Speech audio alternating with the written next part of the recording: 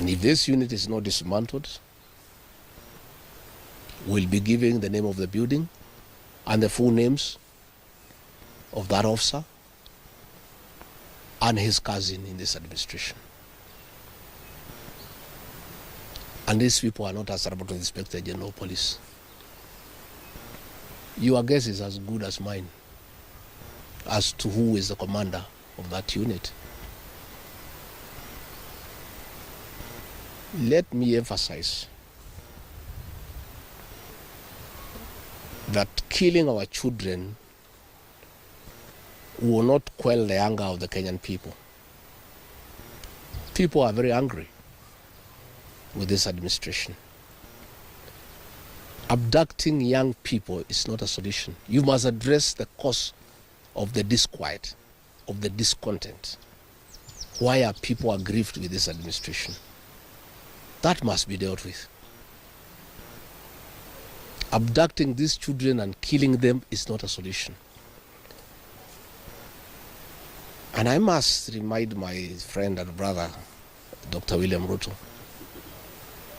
that since independence, no government has ever gone for children. This is the first administration in the history of this country to target children for repression and persecution. Even the colonial administration, brutal as it was, it never went for the children. And the question the president must address is simple. Why has everybody turned against you and the administration in only 2 years? That is what you need to interrogate instead of persecuting these children. Again, he must understand the law of nature. Nature abhors vacuum.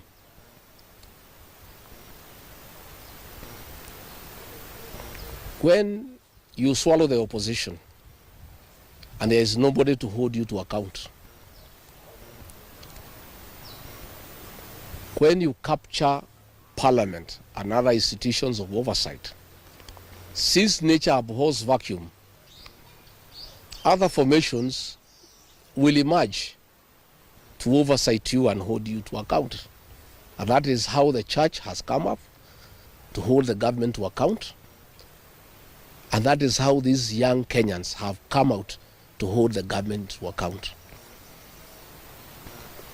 In the unfortunate event that these children were to be muzzled and silenced through death and abductions and other extrajudicial methods of silencing dissent, some new formations will also come up to hold the government in check because nature abhors vacuum. So the amount of repression that is going on in the country is unparalleled, it is unprecedented, and it needs to come to an end. I have just learned we have a prayer meeting in Shamata Ward in Nyandarua. Tomorrow we have a farm. The residents of that ward normally meets once in a year for prayers to close the year. We have prayers tomorrow. And the police commander there in that county is intimidating leaders to cancel those prayers, that they will not be allowed to take place, that they need a permit. I want to tell the county commander in Nyandarua that you don't need a permit to hold prayers. Again, is this repression by this administration. Even if you stop the people of Nyandarua from holding prayers, that will not change their political views of what they think about this administration. I want to say the prayers will go on. I'll be in attendance with the residents of Shamata. And if the police want to come and stop the prayers, they can go ahead. But that will just enrage the people even more. And those tactics of using police to stop prayers were tried by the previous administration. And the president knows how it worked out. You just agitate people more. You make people more rebellious.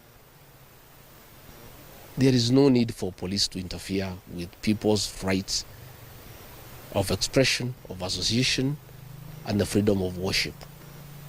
So I want again to ask the Inspector General of Police to tell his county commander in Nyandarua not to interfere with the rights of the people of that area to hold prayers and to congregate to pray together, because those rights are guaranteed in the Constitution.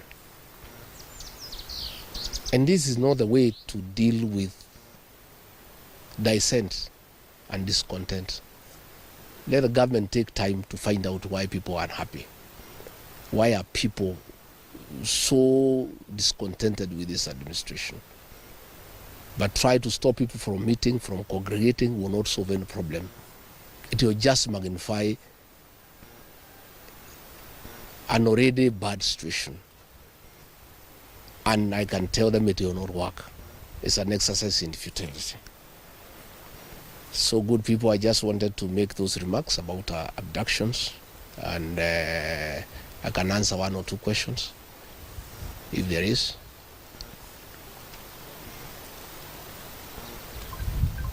Kosawa?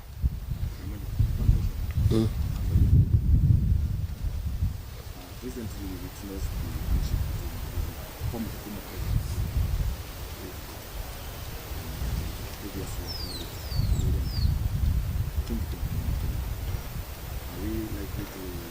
Are you likely to follow Uhuru to Ruto and do you stick on? I don't know whether Uhuru is going to Ruto. I don't have such information. But I have said many times the people of this region don't follow leaders. It's leaders who follow the people.